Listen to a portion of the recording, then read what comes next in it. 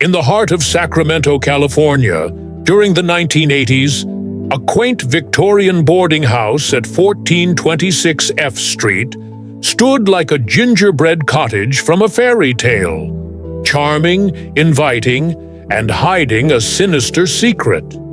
Its landlady, Dorothea Puente, a soft-spoken woman with graying hair and a grandmotherly smile, seemed the perfect caretaker for society's forgotten, the elderly, the disabled, the lost.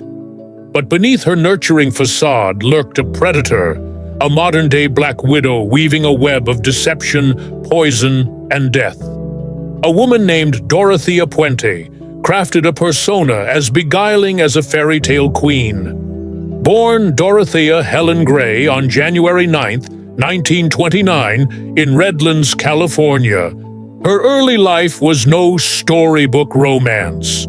Her childhood was marred by tragedy. Her father died of tuberculosis when she was 8, and her mother perished in a motorcycle accident a year later. Shuffled between relatives and foster homes, Dorothea learned early to spin tales to survive, claiming she was the sister of a Swedish ambassador or a survivor of the Bataan Death March. These lies were her first spells, cast to charm those around her. By the 1980s, Dorothea, now in her 50s, had transformed herself into a matronly figure, her gray hair untouched by dye, her wardrobe filled with vintage dresses that screamed respectability. She ran a boarding house at 1426 F Street, a 2-story Victorian painted powder blue, its front yard adorned with a miniature windmill and a wishing well. To the community, she was a savior, offering shelter to alcoholics, the homeless, and the mentally ill. She hosted Alcoholics Anonymous meetings, helped tenants sign up for Social Security, and served homemade tamales with a smile. But her kindness was a mask, and her boarding house was no safe haven. It was a trap disguised as a castle. Everson Gilmouth, a 77-year-old retiree from Oregon, whose life would intertwine with Dorothea's in a fateful age-gap romance. In 1985, while Dorothea was still on parole for theft, she began corresponding with Everson, a lonely widower seeking companionship. Their letters were filled with promises of love, a fairy tale in ink. Everson, with his weathered hands and gentle demeanor, saw Dorothea as a nurturing partner, someone to share his twilight years. Dorothea, 48 years his junior, saw something else, a prince whose pension checks could fund her desires. Their meeting was like a scene from a twisted storybook. Everson arrived in Sacramento with his truck and trailer, his heart full of hope. Dorothea greeted him at the boarding house, her glasses glinting in the sunlight, her voice as sweet as honey. She showed him the upstairs apartment where they would live as a couple, and spoke of a future together. Everson, enchanted, told his sister they were to marry on November 2nd, 1985. He even made Dorothea a signatory on his checking account, a gesture of trust that would prove fatal.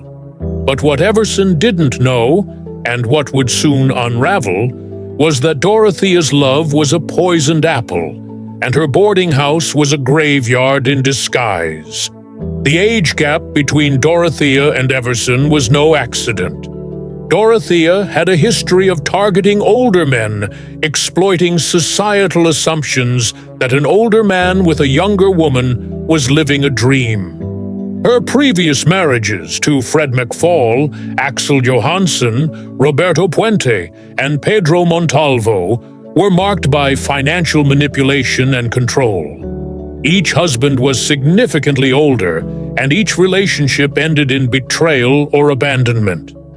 With Everson, Dorothea played the role of the devoted caretaker, but her motives were as dark as a witch's curse: greed, power, and the thrill of deception. As Everson settled into the boarding house, Dorothea's charm worked its magic. She cooked for him, tended to his needs, and spoke of a shared future. But behind closed doors, she was already weaving her deadly spell. She began siphoning his social security checks, forging his signature with practiced ease. Everson, unaware, believed he had found his happily ever after. Little did he know a wooden box was being built in the shadows of the boarding house, a coffin that would soon hold his body. The stage was set for a tragedy that would shake Sacramento to its core. But the first act of this dark fairy tale was only beginning. The boarding house at 1426 F Street was Dorothea's kingdom, a place where she ruled with a smile and a syringe. To the outside world, it was a haven for the vulnerable, elderly men and women, alcoholics, and those with mental disabilities found refuge within its walls. Social workers praised Dorothea, sending clients her way, unaware that they were delivering lambs to a wolf. The house itself was a character in this twisted tale, its Victorian charm hiding a gruesome secret, a backyard that served as a mass grave. Inside, the house was a maze of contradictions.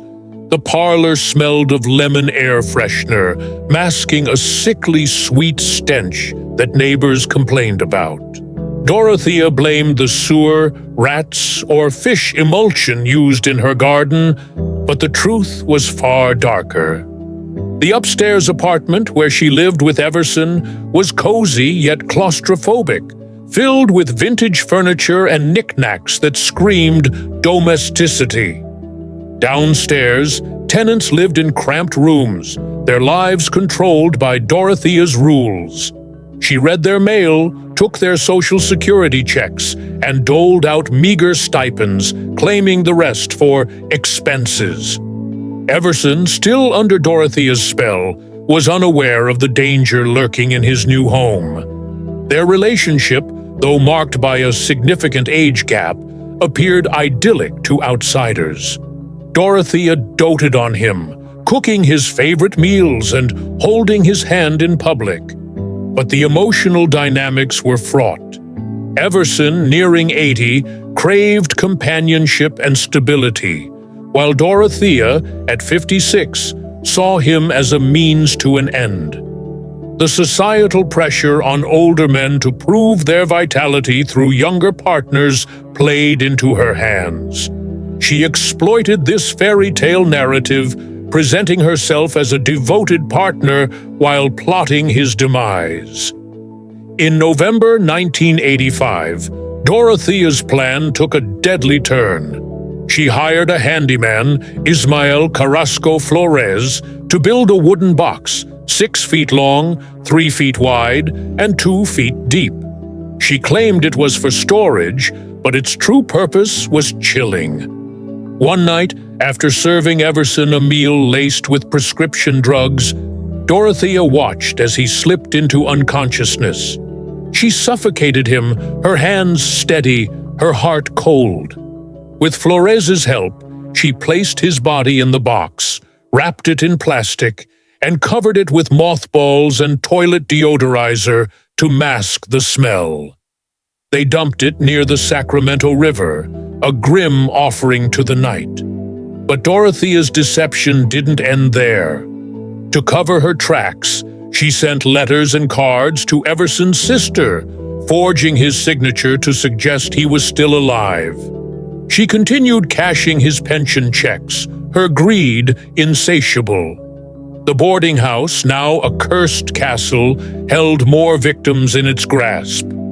Over the next 3 years, Dorothea targeted other tenants: Ruth Monroe, Leona Carpenter, Dorothy Miller, Benjamin Fink, James Gallup, Vera Faye Martin, Betty Palmer, and Alvaro Bert Montoya. Each was lured with promises of care, only to be poisoned, killed, and buried in the backyard. The emotional toll of the age gap relationship was evident in Dorothea's actions. She thrived on control, using her younger age and perceived vitality to dominate her older partners and tenants. Her greed was a dragon she could not slay, driving her to kill again and again. The boarding house became a symbol of betrayal, its garden a grotesque fairy tale forest where bodies lay hidden beneath the roses. But a single misstep, a missing tenant, would soon bring the authorities to her door, and the truth would emerge like a beast from the shadows. Dorothea's crimes were a masterclass in manipulation, each murder a carefully crafted spell. Her weapon of choice was prescription drugs, codeine, acetaminophen, and other sedatives mixed into food or drink, a poisoned apple offered with a smile. She targeted the vulnerable, those society overlooked, knowing their disappearances would go unnoticed. Her tenants, dubbed shadow people by investigators, were elderly, disabled, or struggling with addiction, making them easy prey. The boarding house operated like a dark fairy tale, with Dorothea as the wicked queen. She presented herself as a caretaker, but her true role was the executioner. Tenants like Benjamin Fink, a 55-year-old alcoholic, and Leona Carpenter, a 78-year-old widow, trusted her implicitly. Dorothea would serve them meals laced with drugs, watching as they grew drowsy, then suffocate or strangle them in their sleep. Their bodies were buried in the backyard, the soil disturbed under the guise of gardening. She even hired a homeless man, Chief, to dig in the basement, later killing him when his work was done. The age gap dynamic was central to her scheme. Dorothea exploited the societal fairy tale of the older man, younger woman romance, using it to disarm her victims. With Everson, she played the devoted fiancé, but with other tenants, she adopted a maternal role, further blurring the lines of trust. Her ability to shift personas, lover, mother, savior, was her greatest weapon. Yet her greed was her downfall. She amassed over $87,000 by cashing her victims' checks, spending it on luxuries like a facelift and fancy clothes, all while maintaining her matronly image. By 1988, cracks began to appear in Dorothea's fairy tale. Alvaro Bert Montoya, a 51-year-old man with schizophrenia, vanished after being placed in her care by social worker Judy Moyes. Judy, suspicious of Dorothea's excuses, filed a missing persons report. On November 11, 1988, police arrived at 1426 F Street, greeted by Dorothea's saccharine smile. She allowed them to search the property, confident her secrets were buried deep. But a tenant slipped a note to an officer, claiming Dorothea was forcing him to lie about Montoya's whereabouts. The police returned with shovels, and the backyard revealed its horrors. 7 bodies, some dismembered, buried in shallow graves. Dorothea, sensing the noose tightening, fled to Los Angeles, leaving her cursed castle behind. She was a fugitive queen, her fairy tale unraveling. But her greed betrayed her once more.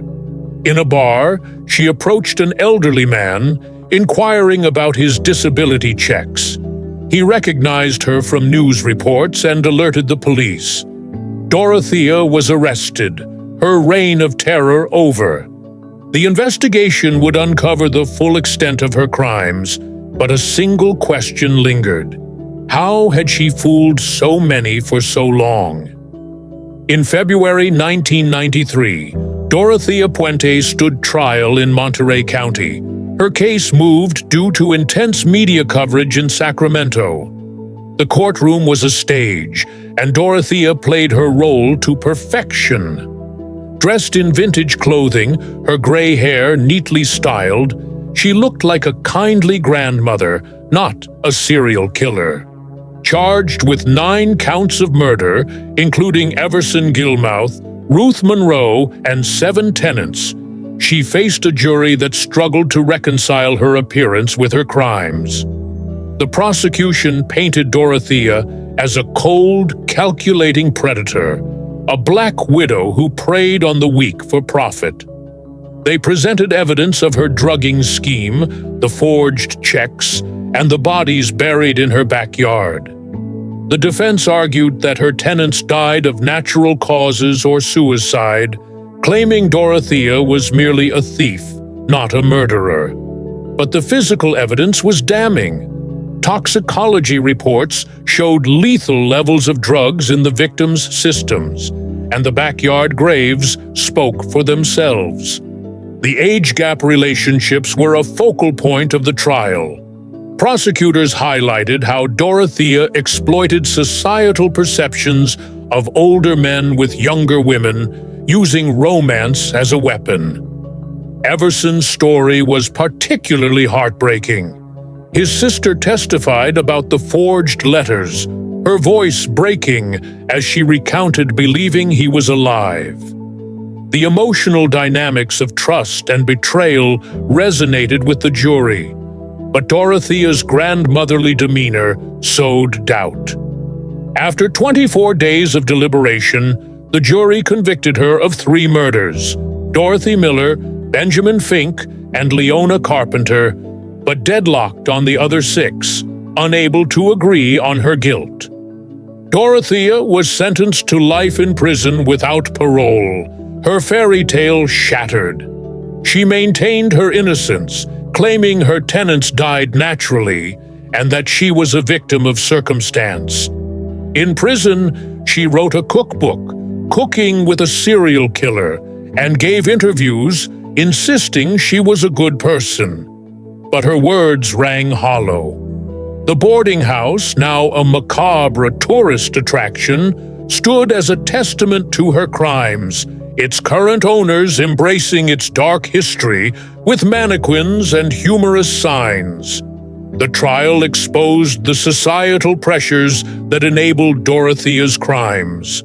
The assumption that an older man with a younger woman was living a fairy tale allowed her to operate unchecked.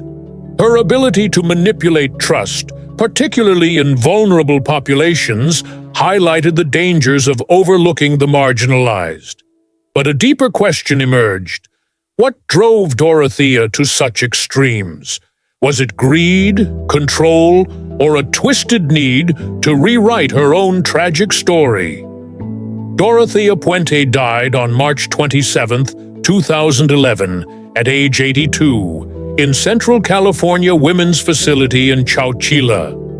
Her death closed a chapter, but the story of the Black Widow of Sacramento lived on. The boarding house at 1426 F Street became a ghoulish landmark, featured on ghost tours and true crime podcasts. Owners Barbara Holmes and Tom Williams, who bought it in 2010, leaned into its infamy, displaying a mannequin dressed as Dorothea and hanging crime scene photos on the walls. A QR code outside linked to documentaries, inviting passers-by to dig into the twisted tale. The aftermath revealed the human cost of Dorothea's crimes. Families of the victims, like Everson's sister, were left with grief and unanswered questions. Social workers like Judy Moyes grappled with guilt, wondering how they missed the signs. The community of Sacramento was forever changed, its trust in caretakers shaken. The boarding house, once a symbol of hope, was now a cautionary tale, a cursed castle where fairy tales turned to nightmares. The age gap relationships Dorothea exploited underscored a broader societal issue. The romanticization of such dynamics can blind us to manipulation. Her ability to prey on older men and vulnerable tenants highlighted the need for vigilance, particularly for those society deems disposable.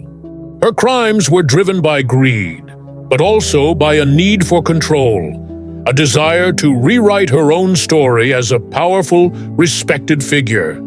In her mind, she was the heroine, not the villain. Fairy tale elements permeated Dorothea's story. She was the deceptive prince, promising love but delivering death. Her boarding house was the cursed castle, its garden a forest of secrets. The poisoned apple was her drug-laced meal, offered with a smile. Yet, unlike a fairy tale, there was no hero to save the day. Only a social worker's persistence and a tenant's courage brought her down. The story challenges us to look beyond appearances, to question the narratives we accept as truth. As we reflect on Dorothea Puente's legacy, we're left with a mirror of truth. Love and trust are powerful, but they can be weaponized. The Black Widow of Sacramento reminds us to guard our hearts, protect the vulnerable, and never judge a book by its cover. Her story is a dark fairy tale, a warning etched in the soil of a Sacramento garden. So, what do you think? Can love blind us to danger, or is trust worth the risk? Share your thoughts in the comments below, and don't forget to like, share, and subscribe for more true crime tales that unravel the mysteries of the human heart.